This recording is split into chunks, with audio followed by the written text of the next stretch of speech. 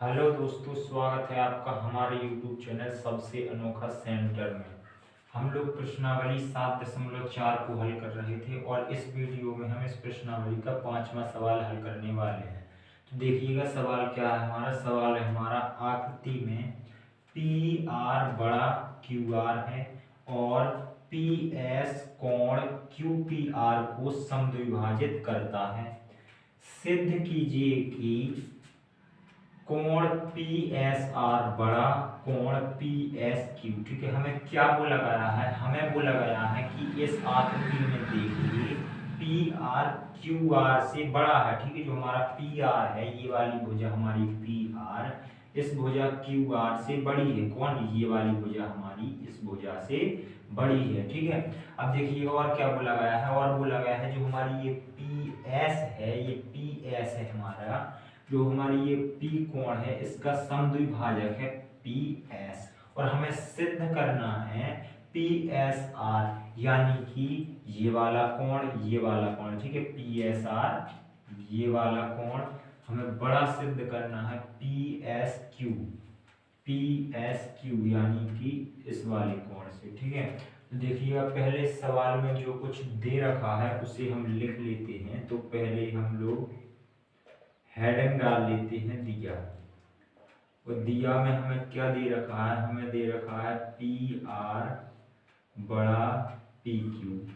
और एक चीज और हमें दे रखी है कि पी एस कोण क्यू पी आर को समद्विभाजित करता है। तो हम लिख लेंगे तथा पी एस कोण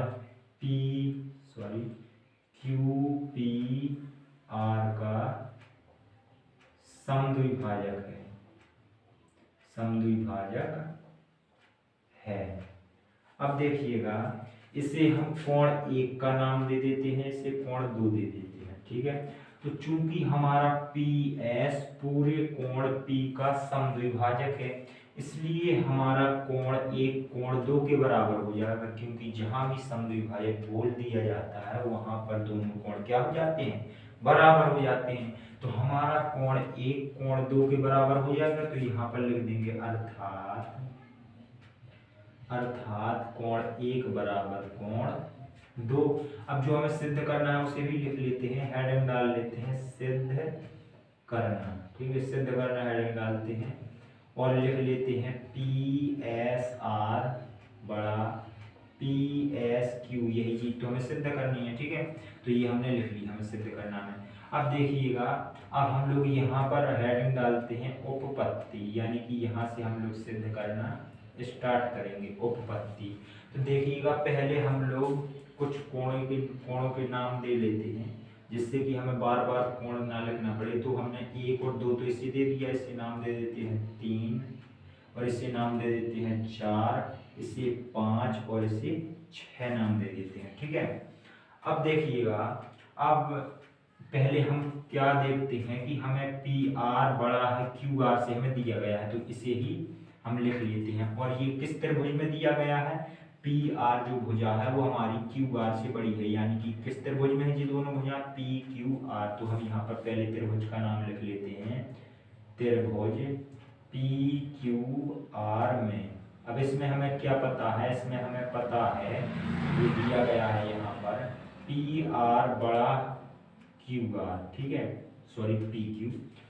अब देखिएगा हम लोगों को पता है कि बड़ी भुजा के सामने का कोण बड़ा होता है और छोटी भुजा के सामने का कोण छोटा होता है। तो यहाँ पर देखिए जो हमारी पी आर है वो बड़ी है पी क्यू से, तो पी आर के सामने का कोण भी बड़ा होगा पी क्यू से, पी क्यू के सामने के कोण से। तो देखिएगा पी आर के सामने कौन सा कोण है? पी आर के सामने है कोण 3, तो जो हमारा कोण 3 होगा वो बड़ा हो जाएगा पी क्यू के सामने के कोण से। तो पी क्यू के सामने कौन सा कोण है? पी क्यू के सामने हमारा कोण 4, तो यहाँ पर लिख लेंगे कोण 4। इसे मान लेंगे समीकरण नंबर 1। अब देखिएगा दूसरी चीज हम क्या करेंगे, हमें एक चीज पता है कि त्रिभुज के तीनों कोणों का योग कितना होता है? 180 अंश। पर इस आकृति में देखिएगा, इस आकृति में 2 त्रिभुज बन रहे हैं। एक त्रिभुज तो ये बन रहा है, एक त्रिभुज ये बन रहा है। ठीक है। तो इस त्रिभुज के हम तीनों कोणों को जोड़ देंगे और 180 के बराबर कर देंगे। तो देखिएगा अब हम लोग यहाँ पर लिखते हैं त्रिभुज पी क्यू एस में, पी क्यू एस में इस वाले त्रिभुज में हम तीनों कोणों को जोड़ देते हैं, कोण 1 प्लस कोण 3 प्लस कोण 4। तो यहाँ पर हम लिखेंगे कोण 1 प्लस कोण 2, सॉरी कोण 3 है यहाँ पर, कोण 3 प्लस कोण 5 और तीनों कोणों का योग होता है 180 अंश। तो हमने 180 अंश लिख दिया। अब देखिएगा अब यहाँ से यदि हम कोण 3 बराबर निकालना चाहें तो कितना निकल आएगा, हमारा कोण 3 बराबर निकल आएगा 180।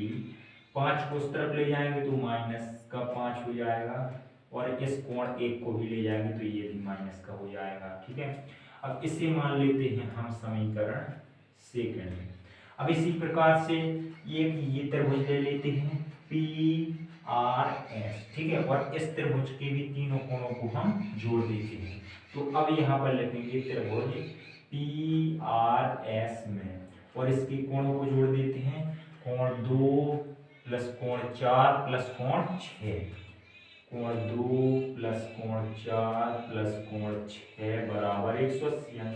और यहाँ से यदि हम कोण 4 बराबर निकालें तो कितना निकल आएगा, हमारा निकल आएगा कोण 4 बराबर 180 माइनस कोण 6 और माइनस कोण 2, क्योंकि हम जानते हैं बराबर के एक साइड से अगर दूसरी साइड को संख्या को ले जाएं तो उसके चिन्ह बदल जाते हैं, तो इनके हमने चिन्ह बदल दिए।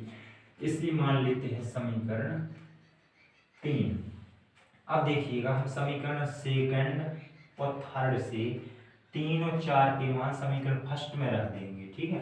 देखिएगा यहाँ पर हम लिखेंगे समीकरण सेकंड व थर्ड से कोण 3 और कोण 4, कोण 3 और कोण 4 के मान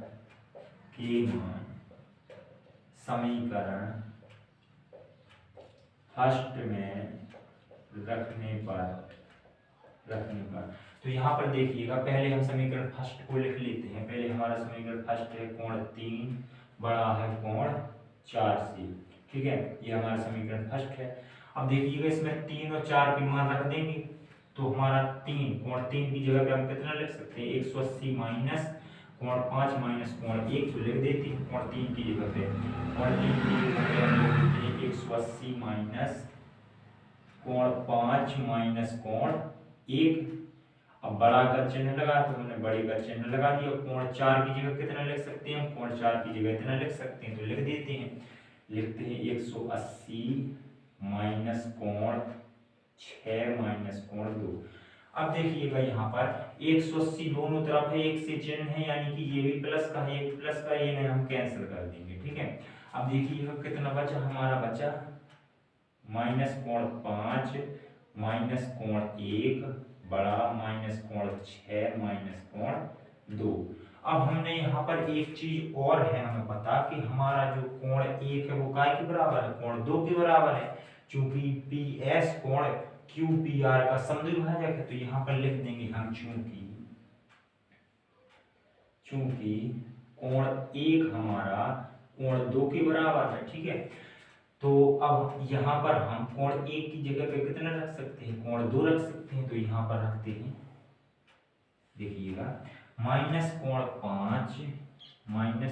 5 और फिर क्या है माइनस कोण 1 की जगह पे हम कितना रख सकते हैं, कोण 2। तो कोण 1 को हटा करके क्या रख देंगे, माइनस कोण 2। अब देखिएगा बड़े का चिन्ह लगा तो हमने बड़े का चिन्ह लगा दिया। अब क्या है माइनस कोण 6 और माइनस कोण 2। अब देखिएगा माइनस का 2 कोण इस तरफ है और माइनस का 2 कोण इस तरफ है, ये भी दोनों क्या हो जाएंगे, कैंसिल हो जाएंगे। अब देखिएगा अब हमारा बचा क्या, माइनस कोण 5 बड़ा है माइनस कोण 6 से। अब हमें ये माइनस माइनस खत्म करना होगा। ठीक है। तो हम माइनस से दोनों तरफ गुणा कर देंगे। तो यहाँ पर हम लिख देंगे दोनों तरफ माइनस चिन्ह से गुणा करने पर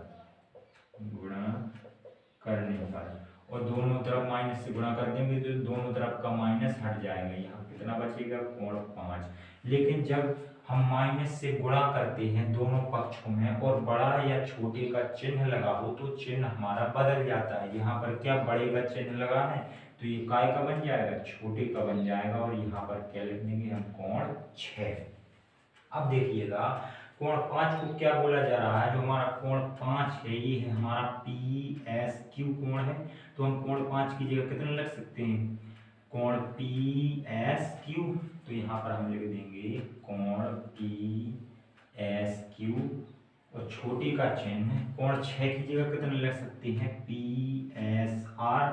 तो यहाँ पर लिख देंगे हम कोण पी एस आर। अब देखिएगा हमें सिद्ध क्या करना था, हमें सिद्ध करना था पी एस आर बड़ा है पी एस क्यू से। तो यहाँ पर देखिएगा हमारा जो पी एस आर जो है हमारा बड़ा है पी एस क्यू से।